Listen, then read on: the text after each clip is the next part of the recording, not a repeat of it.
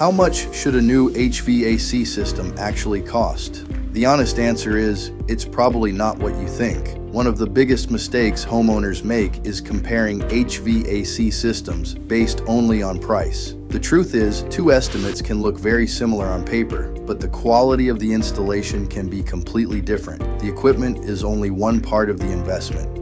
Proper system sizing, airflow, ductwork, electrical, drainage, commissioning, and attention to detail all play a major role in how your system performs for years to come. A lower price doesn't automatically mean it's a better value, and a higher price doesn't automatically mean you're getting a better installation. That's why it's so important to understand exactly what's included in the proposal before making your decision.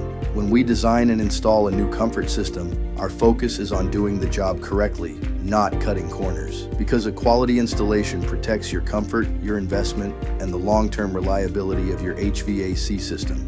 If you're comparing HVAC estimates, make sure you're comparing more than just the price. Your comfort is our priority.